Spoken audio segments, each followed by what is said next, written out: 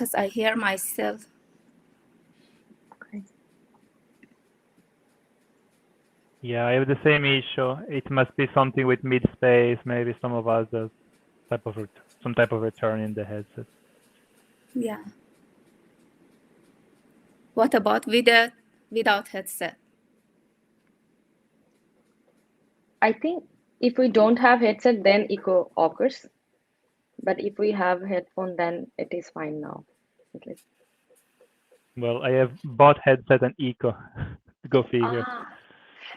Sorry about that. It's okay. I turned off. Okay, we have the same problem. But then I turn now off. it's the same problem.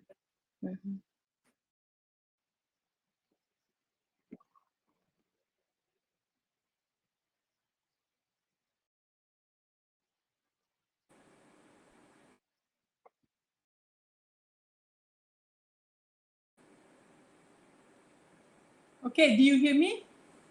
Yeah, we can hear you now. Now I have the headphones, so right. Let's see. So the first presenter is Rui Xu. Is it Rui somewhere here?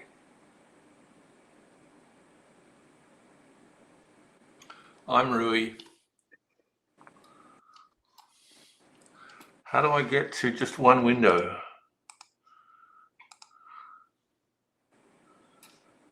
This is not okay. This is not what I wanted to show you, folks. Wow.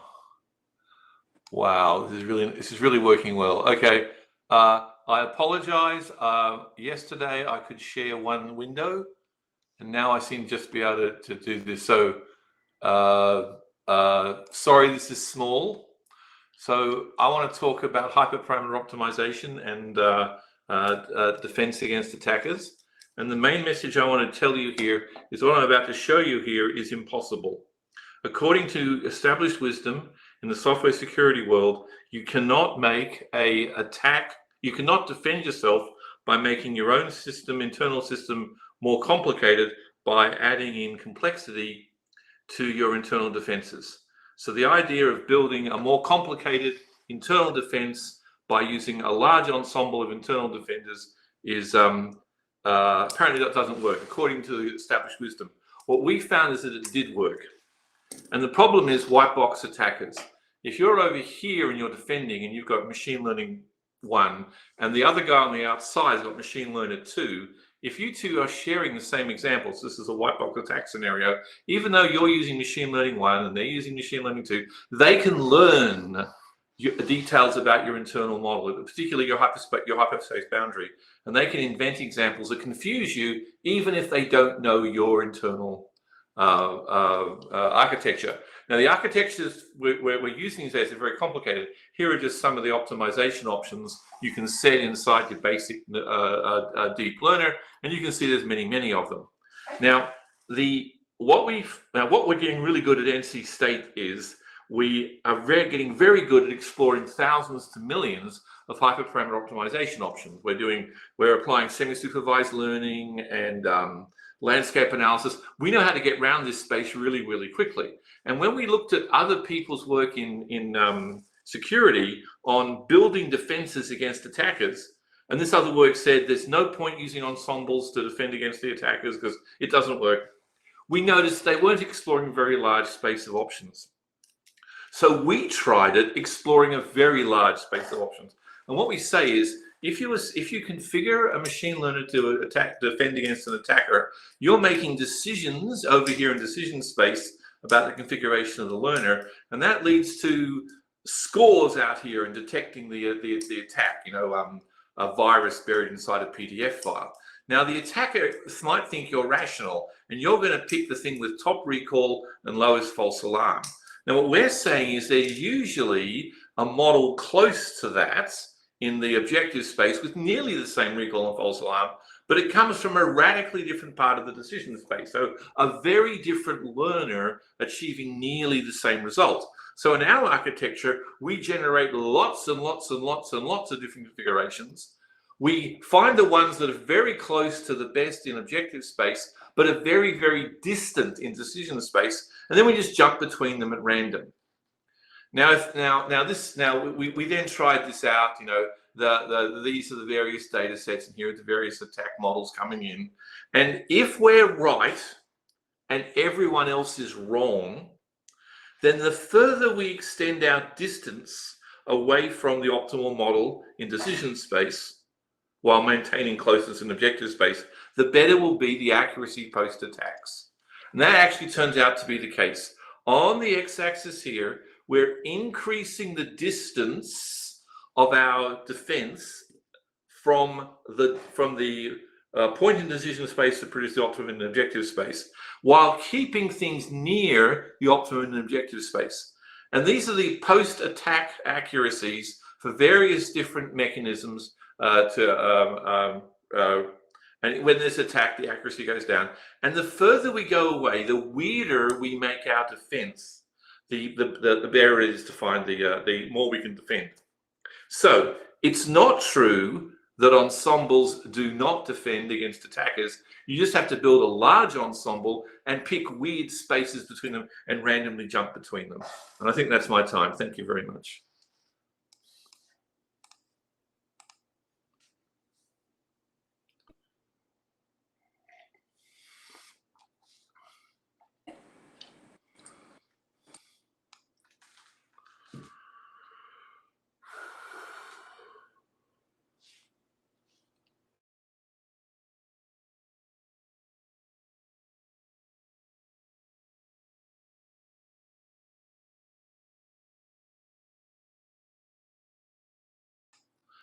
Nazrat, you're muted.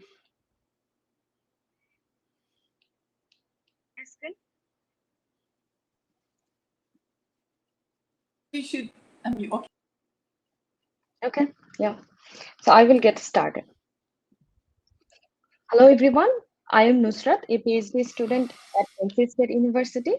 Today, my talk addresses the weak link signal in software supply chain, especially the risk and measurement of this signal in NPM ecosystems. I worked on this project during my internship at Microsoft, where we also collaborated with NPM and GitHub. Let's get started. With the increasing reliance on third-party libraries, our supply chain has become very complex and comes with a number of risks that have led to a many high-profile supply chain attacks. Different breaches have different causes and involve different steps to execute a supply chain attack. And to secure our supply chain, we have to adapt an adversarial mindset. And this is exactly what we did in this study. We studied the NPM ecosystems from a data-driven attacker point of view, especially how an attacker use and evaluate the publicly available data to find the weakest link in a supply chain and then execute a large supply chain attack. In this study, we have proposed and measured 6 weak link signals, and here are the glimpse of these signals. So as first weak link signals, we examine the maintainer email address and their domain to determine whether the domain is expired or not. We found that 2,842 maintainer email addresses were expired in NPM, and we can purchase their domain directly from domain register site. Then, as part of a malicious package analysis, we found that 94% malicious package use install scripts, indicating the risk of install scripts in NPM ecosystems. Our analysis shows that only 2% package in NPM use install scripts. However, there are 362 packages on that list which are very popular and using install scripts. Then our third signal is unmaintained packages. Here we measure the number of packages that has been inactive for last 2 years and the number of maintainers that did not own any active package in entire NPM for last 2 years.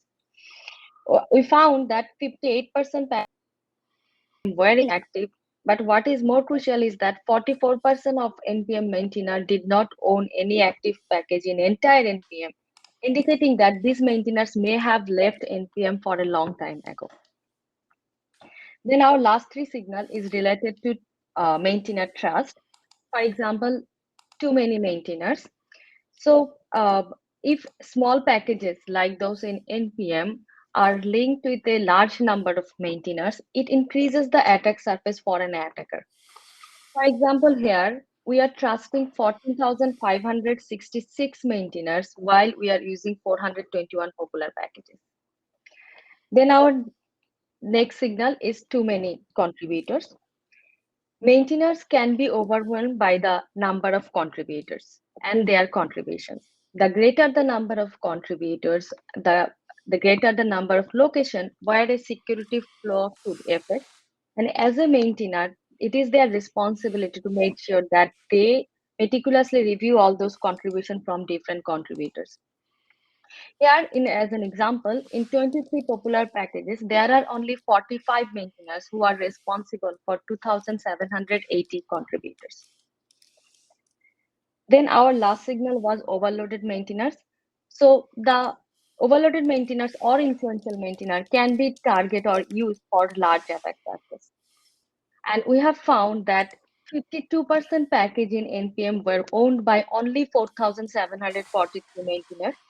And we have to remember that these maintainers are not only responsible for their packages, they are also responsible for the dependencies that they have been using for their packages. Many actions have been taken since we published this study. For example, now both NPM and GitHub consider two-factor authentications as an enforced action for their developers. We had several media coverage, and now we have seen that security specialists are promoting this signal as part of their supply chain security checks.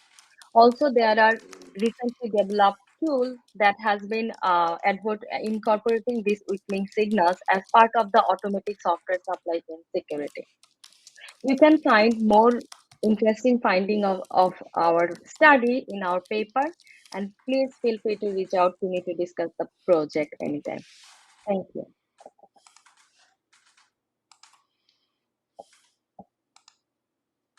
So I just forgot that you can use, in fact, the symbols to clap the presenter. Okay, maybe it will be useful. Okay, good. So the next presenter is Michael. Yeah, Michael, go ahead. Thank you.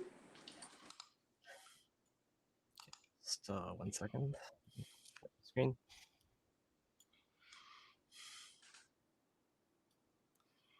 Okay. So, hello, my name is Michael Cao, and I'm here to present a joint work with Howard Almond and Professor Julie Rubin on analyzing Android malware. We all know that despite various defenses, malware still penetrates even the most secure app stores, such as Google Play. And we believe that the first step to building malware detection is understanding the malware in great detail. To this end, our work makes three main contributions. First, it provides a large dataset of recent malware for the research community. Second, it provides an in-depth characterization of the malware, including classification of components contributing to the malicious behaviors, and detailed interactions between the components in the form of a malware flow.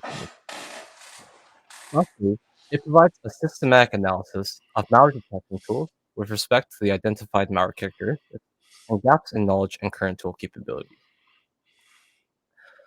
We analyze and characterize the collected malware along 5 dimensions shown on the slide. The first captures event conditions, and these are different application entry points that begin a malicious execution. The second captures check conditions that have to be satisfied for an application to reach its malicious behaviors. The third are the payloads, which are the actual harmful behaviors of the applications. Next, we list techniques that applications employ to avoid detection by the user, for example, by changing the app icon. And last but not least, there are code properties of the malware, such as code location and implementation language. Let me now walk you through a few insights from our analysis. We observed that while malware often hook malicious code on app launch, around 1/3 of the payloads are not triggered by the app launch. Instead, they're activated on certain system events, which means that they're harder to reach at testing time. Malware also employs a variety of check conditions that aim to guard the malicious payload from executing until the time is right. We observed several exciting conditions. For example, some apps need accelerometer data to check if the device is real based on detecting walking movements from the user. These events are hard to simulate at testing time, which is probably one of the reasons these apps bypass Google's defenses to start with. And some events are not even possible when an app is tested on an emulator. We also observed that the order in which events execute matters. For the example on the slide, the payload will be triggered only if the network status is changed before the app launch. That's because the network status change event sets a value in shared preferences, which is further used as a condition that guards the malicious payload on app launch. We call this a cross-path data dependency, which occurs in 40% of malware in our dataset. Analyzing such dependencies is needed to actually trigger the malicious behavior at testing time. However, this scenario is hard to handle for many static and dynamic tools. For example, tools that force app execution towards a malicious payload typically use symbolic execution to resolve the constraints on a malicious path. To scale the analysis, they analyze each application entry point separately, which is not effective for apps with cross-path data dependencies. Finally, for the malicious payloads the apps execute, information stealing and ad abuse were by far the most frequent in our dataset. We also observed several newer behaviors, such as turning users into a farm for collaboratively mining cryptocurrency, or replacing the content on the clipboard with the malicious developer's wallet address when the user copies their own address from a message or another app. When looking at tools, more than 50% of them perform generic malware detection, typically using machine learning. However, in many cases, the malicious functionality cannot be expressed with generic features such as permissions and API calls. Moreover, malware implements benign functionalities that will further confuse the generic malware detection approaches, possibly tipping the classification outcome towards the benign class. Only around 20% of tools focus on identifying a particular type of payload, with the majority of them focusing on information stealing. While this is indeed one of the most frequent payloads in our dataset, the other ones did not receive the same amount of attention. To conclude, we collected a large set of malware penetrating the Google Play Store, performed a detailed analysis of its characteristics, and also analyzed the capabilities of existing malware detection tools. We made all our analysis results and the annotated apps themselves publicly available to support further research and tool evaluation studies. Thank you for listening, and me or my co-authors are happy to answer any questions.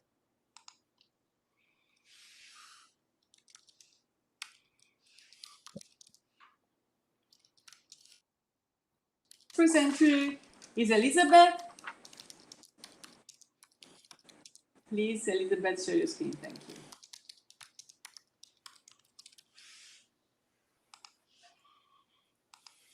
All right. My name is Elizabeth Witz. I'm a PhD student from the University of Kansas, and I'll be presenting me and my colleagues' work titled What the Fork? Finding Hidden Code Clones in NPM. The high-level takeaway of this work is that we analyze the NPM package ecosystem and investigate an understudied phenomenon wherein package codebases are copied and re-uploaded to the repository. And we find that this phenomenon poses issues of security and usability. Hence, we construct Unwrapper, a detection pipeline capable of identifying copied codebases and restoring missing provenance information so as to mitigate these issues. Our work contributes to the security and usability of a crucial part of software development, the software supply chain, which is the flow of code dependencies from software development to deployment. The software supply chain exposes a vector for harm wherein the compromise of a third-party library or dependency can impact both developers and end users. We focus our study on NPM, as it's the world's largest open source package repository, hosting over 1.9 million JavaScript packages. Because NPM packages incorporate many dependencies, NPM poses concerns of software supply chain compromise. There's two important details related to NPM packages that have implications relevant to this work. First is that it's known that some packages contain vulnerabilities, and these vulnerabilities can be identified with NPM's auditing feature. And second is that NPM lacks a mechanism for forking packages. This lack of an explicit fork gives rise to an understudied phenomenon wherein a package creator copies an existing codebase, potentially modifies it, and then re-uploads the codebase to the repository. In essence, this uploads a code clone, which is a copied code repository that lacks an explicit mechanism linking back to its source repository. We term this phenomenon shrink-wrapped clones because they're often analogous to the shrink-wrapping feature of NPM, by which package installations can be locked into older versions, foregoing any future updates. Sometimes shrink-wrap clones are identical to the packages they clone, but more often they exhibit syntactic and/or semantic modifications, which make them challenging to identify. Critically, shrink-wrap clones lack provenance information, which poses two key issues. First is that they increase package confusability. Their existence makes it harder for developers to distinguish between packages and to select the correct packages they intend to install. And second is that they perpetuate poorly maintained, less vetted code. Shrink-wrap clones have the potential to duplicate and obscure code issues, and further, we find that they often lack regular updates and scrutiny as compared to their source packages. These issues can be addressed, however, by identifying the missing link between clones and their source packages. When this provenance link is restored, it enables three key features. First is issue discovery propagation, so that issues discovered in a source package can also be identified and disclosed in clone packages. Second is improved code transparency, so it's easier to see where a piece of code came from and how it evolved over time. And third is more informed package selection, so that when a developer seeks to install a package, they know which packages are clones and they can more easily identify the package they intend to install. In this work, we show that shrink-wrap clones and their missing provenance links can be identified with Unwrapper, a tunable, heuristic-based shrink-wrap clone detection pipeline for NPM. Unwrapper is comprised of three phases that operate as follows. First, an NPM interface automatically fetches newly uploaded packages for clone analysis. And we note that this clone analysis requires testing a package against all of NPM, which is a challenging problem of scale. So second, a clone pre-filter quickly weeds out packages not likely to have a clone relationship with the given input package. And lastly, potential clones identified by the pre-filter are forwarded to a clone detector, which performs clone classification in greater detail.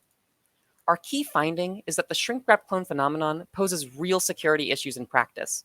Using Unwrapper, we analyze a subset of NPM and identify up to 6,292 previously unknown shrink-wrap clones. Critically, we find that 37% of identified clone packages are more vulnerable than the most up-to-date version of their source packages. And in 3% of identified clones, existing tooling cannot detect these vulnerabilities because they're obscured by the cloning process. Our work shows that shrink-wrap clones and their provenance links can be identified, which mitigates the issues they pose. But we believe that this functionality should be officially supported by language-based package repositories via a provenance-preserving mechanism for forking packages. Further, tools like Unwrapper could aid in enforcing that shrink-wrap clones are identified and converted to forks. In conclusion, the shrink-wrap clone phenomenon studied in this work impacts the security and usability of the software supply chain. We show that shrink-wrap clones can be identified, which restores missing provenance information and mitigates the issues they pose. We believe that this work is an important first step towards improving the hygiene of language-based package repositories impacted by the shrink-wrap clone phenomenon. Thank you, and we have lots of additional details and analysis in our full presentation and paper if you're interested, and I'm very excited to answer your questions. My email address is right there as well. Thank you very much.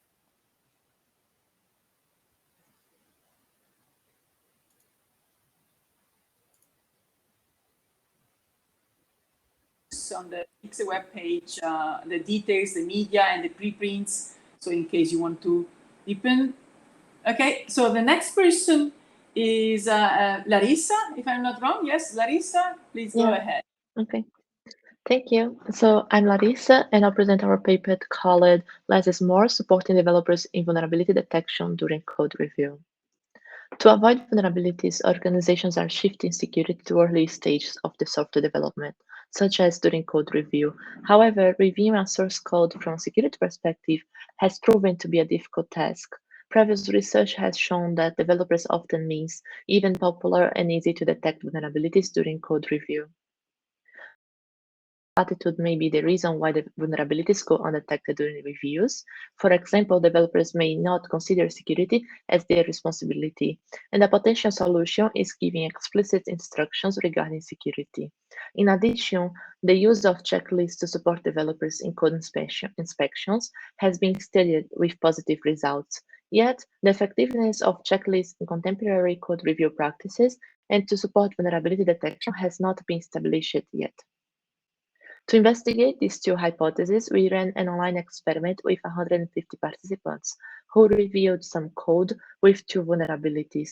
We split the participants in 4 groups: a baseline that performed the code review task without receiving any special instructions, and 3 treatments. One that was instructed to perform the code review with a security perspective, a second one that received the instructions, and a check that we designed based on the OWASP code review guideline, and the last one that also received the instructions and a tailored version of the checklist. In the code change contained 2 vulnerabilities that we chose based on their prevalence, recognition, and comparability, based on the checklist that were available to the participants, and 2 security experts reviewed the code change and confirmed that vulnerabilities are relevant. These are the results of the reviews in terms of vulnerability finding. 92 participants found at least one vulnerability, 37% found the first vulnerability, and 53% found the second vulnerability. Our results show that participants assigned to any of the treatments were 8 times more likely to find a vulnerability than those assigned to the baseline, meaning those that didn't receive any instruction. Our analysis confirmed that receiving instructions to focus on security during code reviews is significant to the detection of the vulnerabilities. But what is the effect of providing a security checklist in addition to asking developers to just focus on security issues? To answer this question, we removed the participants and set the treatment that just received the instructions didn't receive any checklist as the reference level for our logistic regression models, and our results show that the presence of a security checklist does not affect the detection of software vulnerabilities during code review when compared to only asking developers to look for security issues. Our results suggest that developers' mental attitude plays an important role in the detection of software vulnerabilities during code review. The analysis results strengthen the questions on the effectiveness of the current development process, including coding and reviewing activities. So organizations may consider incorporating a secure code review into their development process to create a different approach.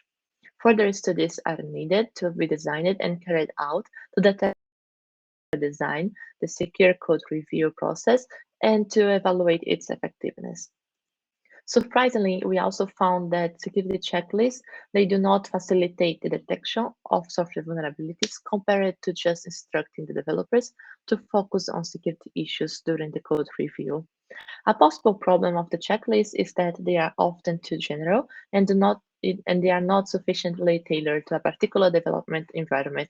However, in our results indicate that a security checklist that is strictly tailored to the code change does not increase the vulnerability detection in code reviews.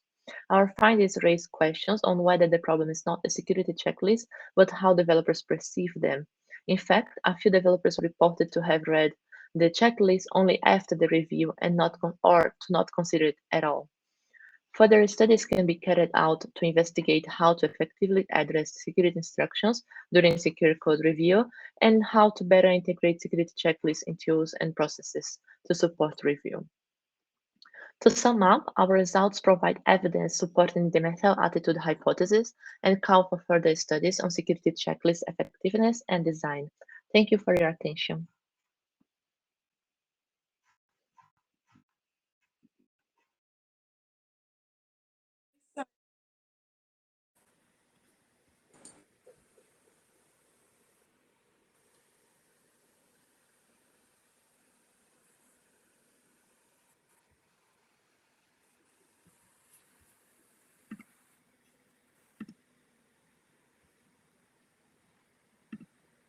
Can you see my screen?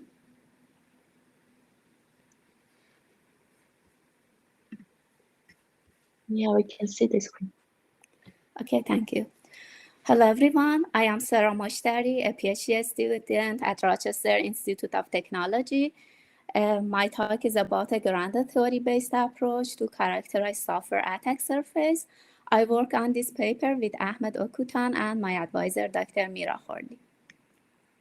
Software security is becoming a day-to-day concern. Therefore, different security analysis techniques such as vulnerability detection and software testing have been proposed to improve the security of software systems.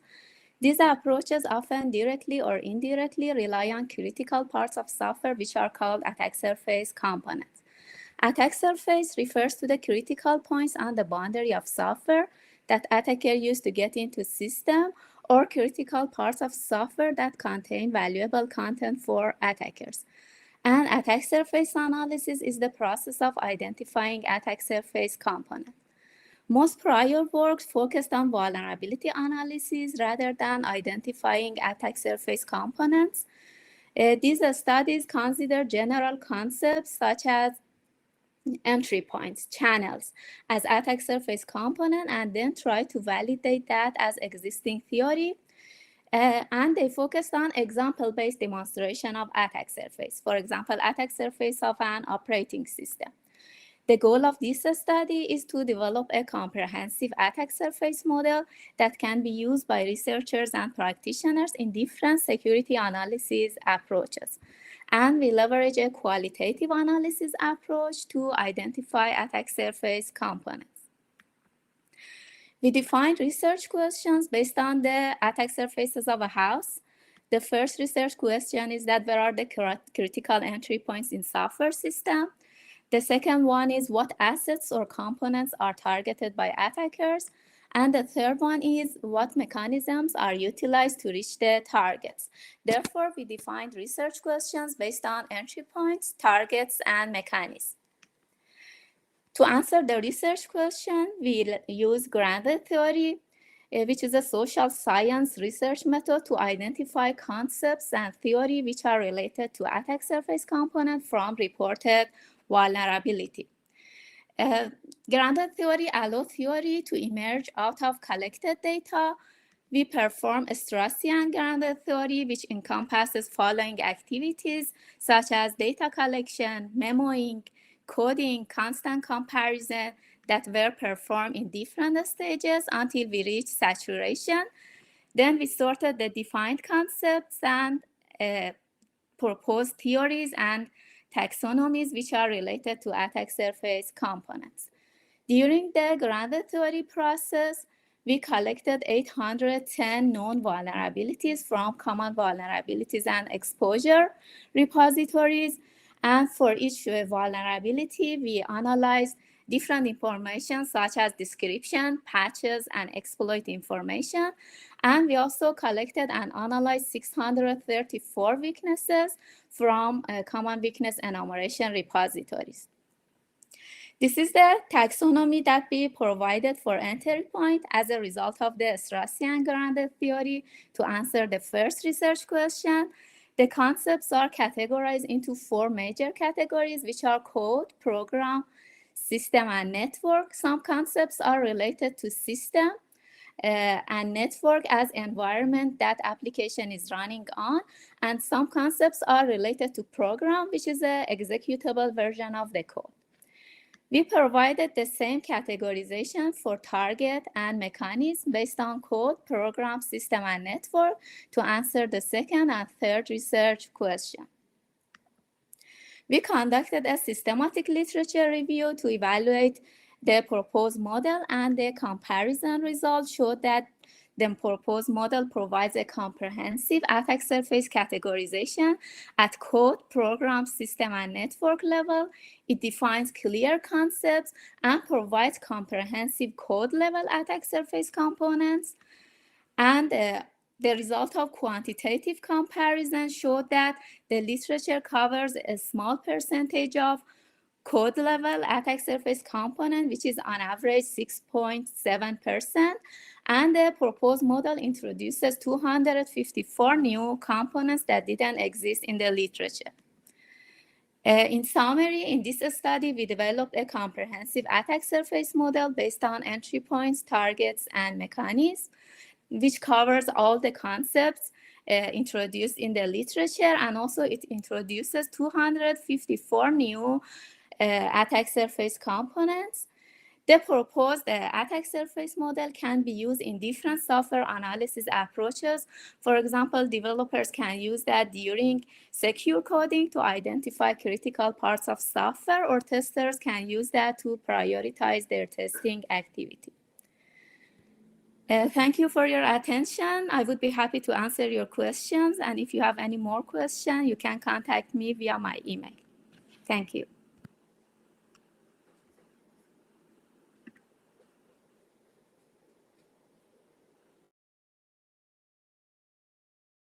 I hope you. Thank you, Sarah. Thank you all. So I think we can give like a big applause to everyone, let's say, of this session.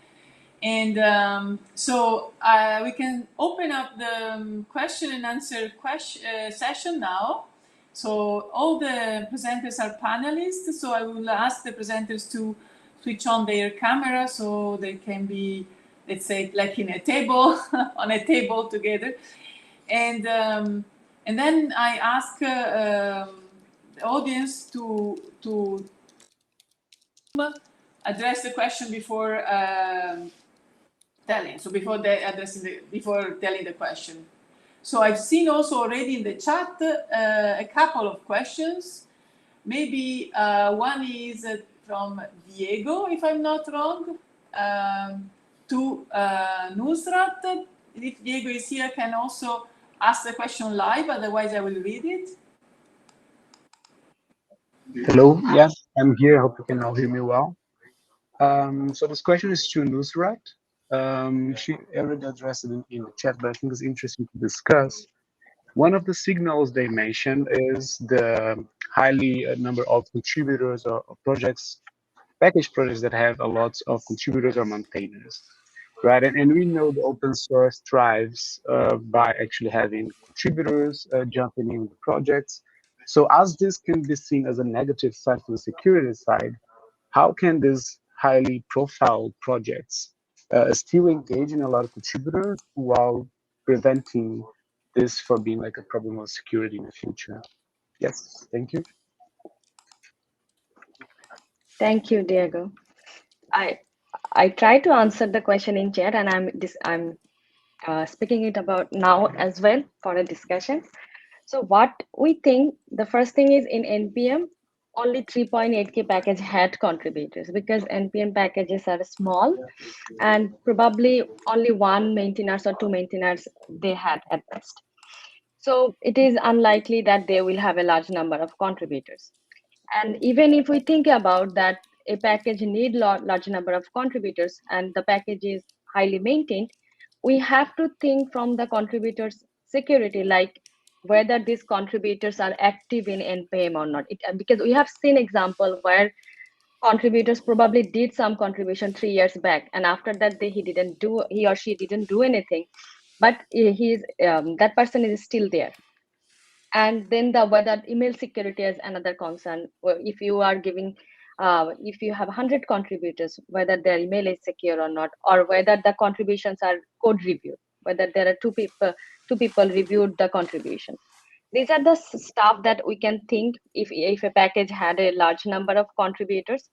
And another thing I wanted to mention, which I didn't mention in the chat, that our paper targeted the proactive approach. So even if a package is highly maintained, we wanted to tell that probably it is possible that one signal does not indicate security, not indicate the malicious package. But if you combine multiple signals together, it is possible that this package may be targeted for supply chain attack in future.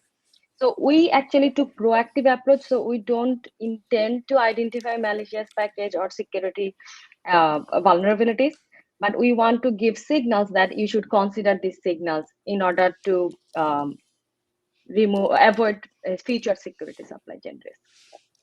Does that answer your question? Yes, thank you. It just takes a while for me to join that. Thank you. And I love the word proactive. I think a lot of these problems is really because people are reacting to problems of the ecosystem. So getting more proactive solutions is definitely the path. Thank you. Yeah, thank you.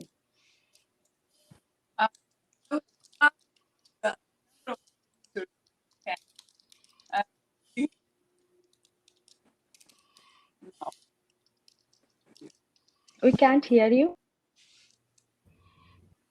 I mean, it sounded really intelligent. I'm really sad we didn't catch that. But So, oh Lord, you're gonna have to type it in the chat box, I think.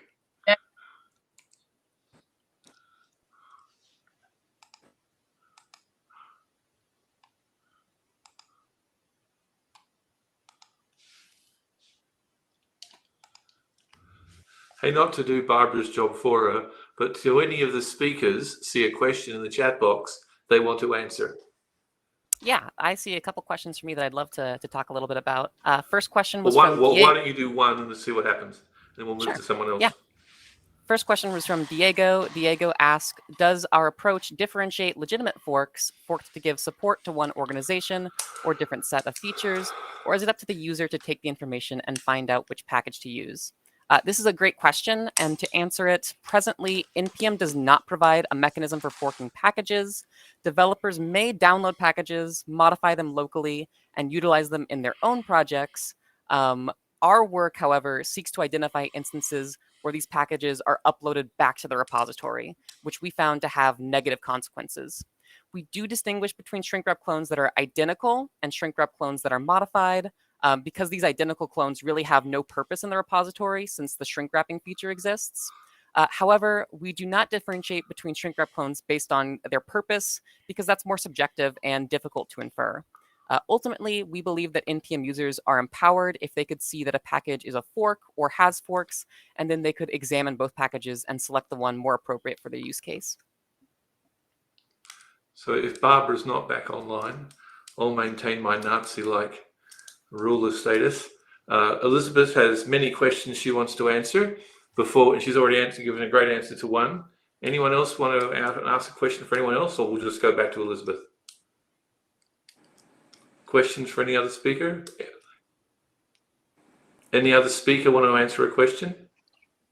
I think Barbara had a comment on my study, which I wanted to say that I think it refers to the Linus law that having enough eyeball all bugs are shallow, and which is kind of true that if we have many people in a package, maintainers or contributors, they will look for more security bug and they will have more fix. But then it also comes to the point that when you have, I mean, we are in open source era where we have contributors and maintainers from all over the world, and we hardly know about these people.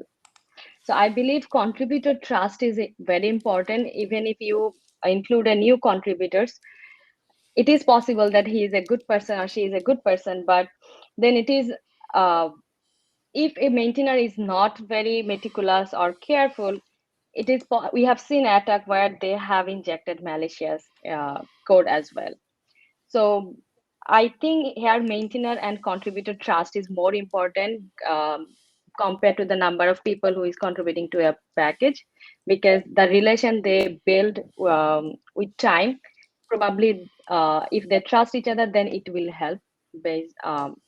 I would suggest that having a trust relationship is more important than the quantity of the people.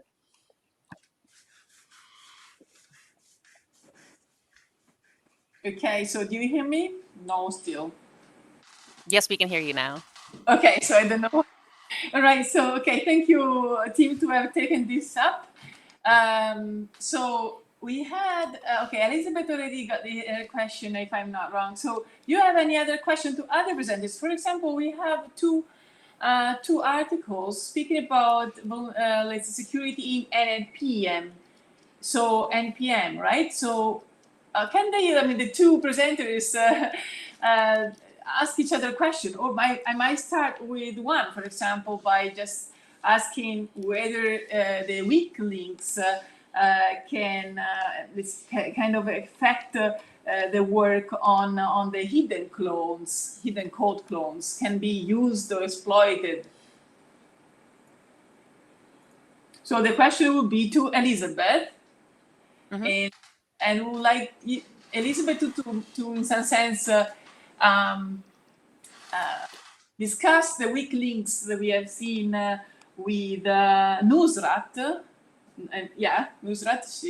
So, and to see whether, I mean, there are like any connections. So the weak links, for example, we said like we have these duplicates in NPM with no references. Can we like characterize these duplicates with some kind of weak links that Nusrat have proposed? So yeah, this is actually a great question. When we started doing this work, we were actually looking at kind of like metadata-based signals that were kind of suspicious for packages. And what we ended up finding was if a package duplicates the source repository URL of another package, that was kind of a suspicious signal. And when we looked at packages that did this, this is where we first found some instances of these shrink-wrap clones. So we actually discovered this phenomenon by looking at some metadata-based signals. In our paper, we did do a little bit more analysis where we found that these kind of metadata-based signals weren't really sufficient in detecting shrink-wrap clones because the code-based signals were often where it was more like visible and transparent that these clones actually existed. However, I think it's very possible that there could be additional metadata-based signals that could identify some of these shrink-wrap clones akin to what Nusrat was looking at. And so, yeah, I think that there's definitely some interesting overlap between these works. I also think it depends on the use of the package. Like I think Lorenzo mentioned that there were some packages they just forked it and never used it.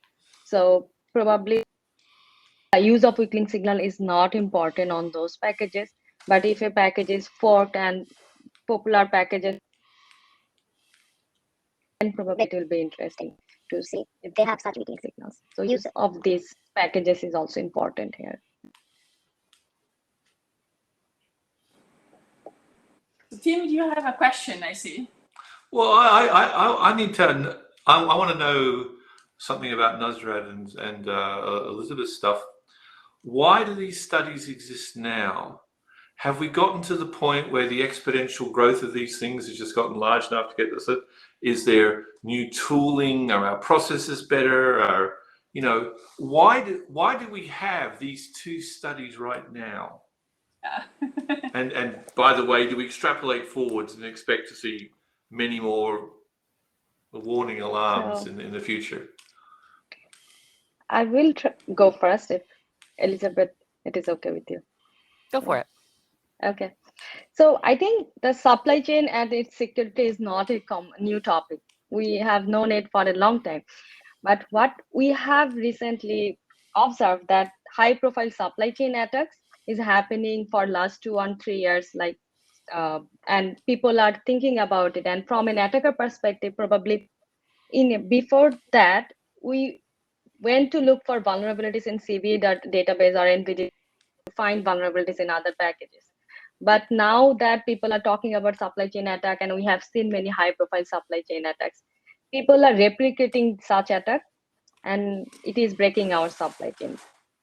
That's why probably for last 2 years, supply chain security is in boom. That I would say that from my part. If Elizabeth has anything else to add. Yeah, absolutely. Just to kind of, I absolutely agree with what you're saying, but to piggy off that a little bit, I think another reason why this is really exploding recently is because a lot of the like registry maintainers of these open source package repositories have taken a very conservative approach to maintaining the repositories, where they rely on like manual bug reports in order to identify issues and to take down truly malicious packages. And with the exponential growth and use of these repositories, there is no way that manual analysis can keep up with you know, the bad actors in these spaces. And so a lot of these new studies and these new automated analyses, I think, are really necessary just in order to keep up with the exponential growth and use cases of these repositories. Yeah, that's an interesting observation. Yeah. Can I do a sorry, for someone else? Okay, so Lorenzo, you wanted to say something, right? You wanted to speak up? Lorenzo's gone. Okay. Oh, Lorenzo, your mic's muted, or we can't hear you. Hear you. Your mic is fine, but we can't hear you. Maybe you can write in the chat.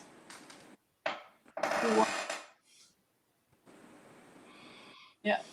Actually, Tim, I just wanted to say that there are other 2 papers that work on a different subject, which is CWE. So the other repository. So also these are in this session. So Lorenzo, did you get through the issue? No.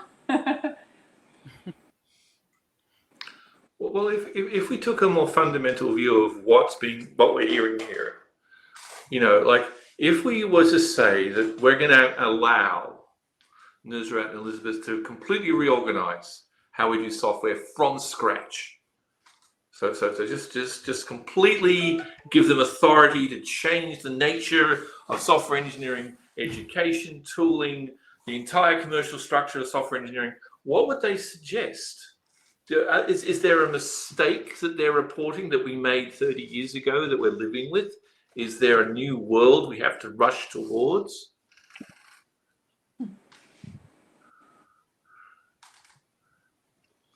I would say this is something we often discuss in our team.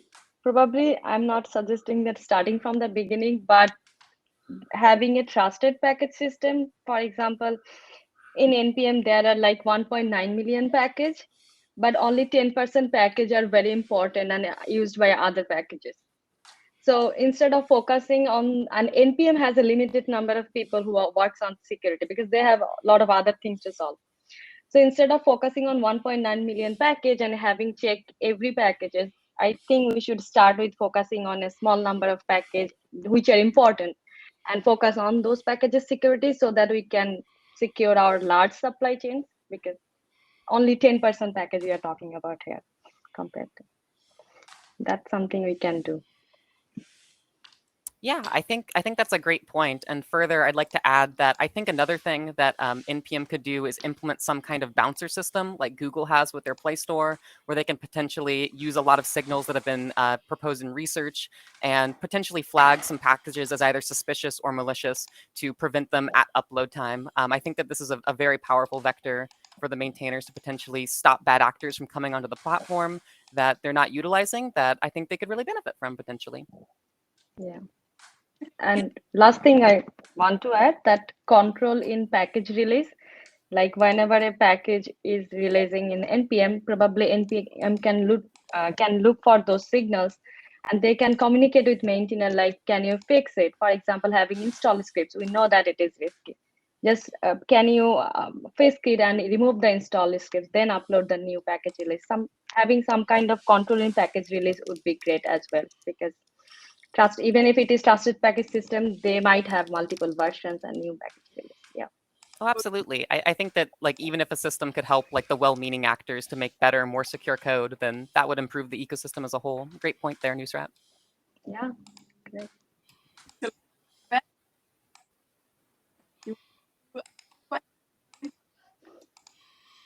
I can't hear you. Your mic's cutting out again.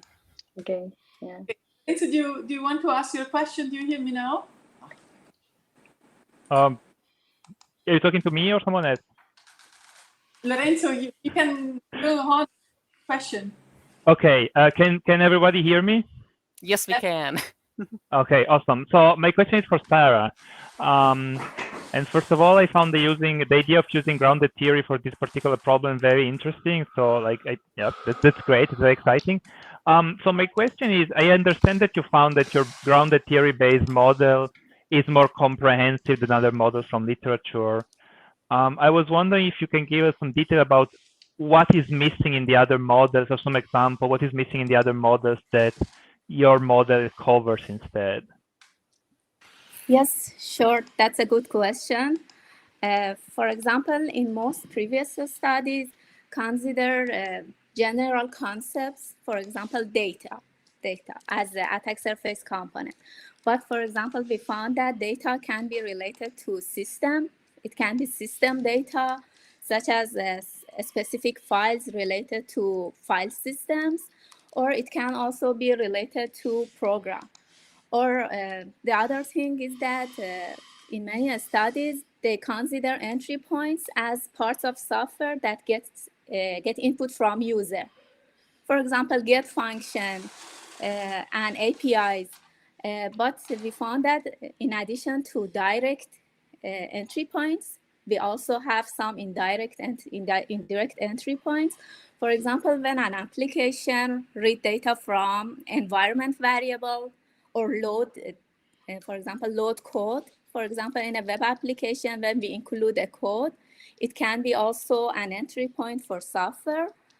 And also, as I mentioned, they focused on general concepts, but we specifically define that, for example, when we say data can be in system level, we consider all types of data that can be in a system and targeted by attackers.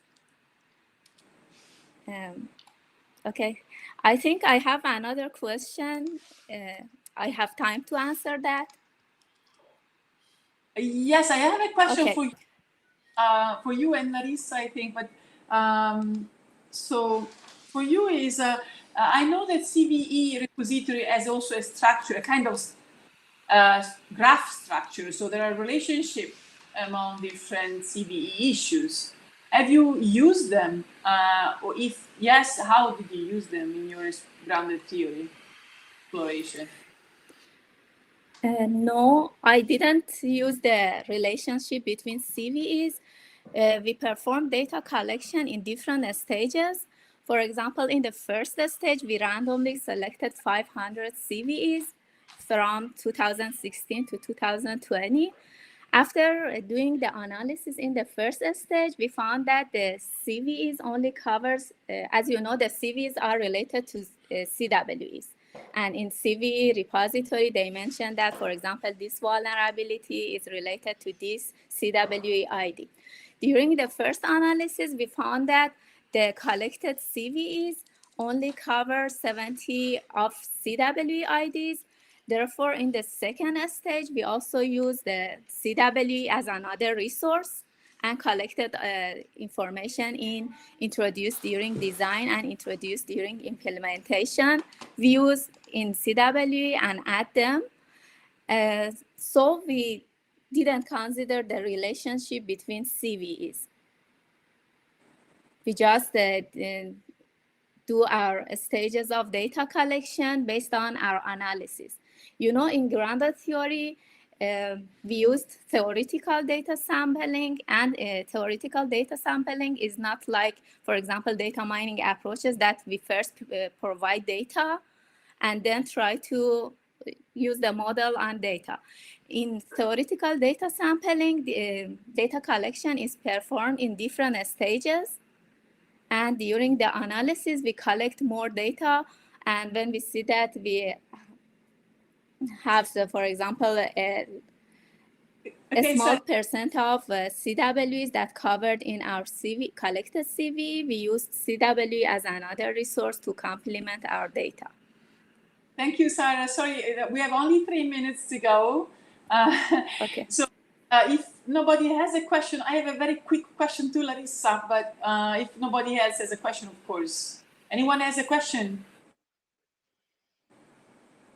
No, so Larissa, your methodology explored two CWE issues, right? So the question is whether this is, so can you extend this to other issues, maybe related by a kind of relation, like a child of or something? Or your methodology is really only on those two? I think so. Yeah, we focus on two vulnerabilities that are in the top 10 of OWASP. So that's why we focus on them.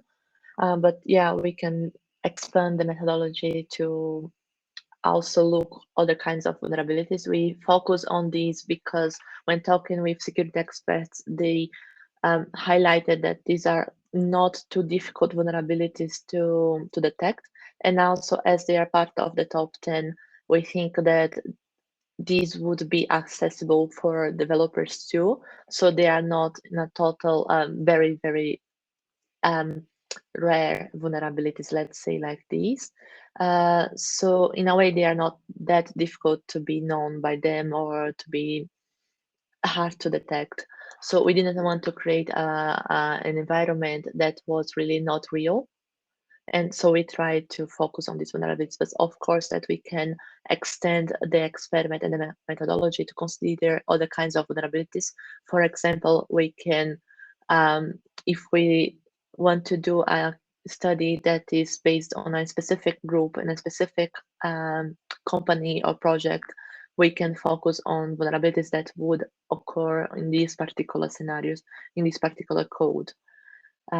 So yeah, we can expand it.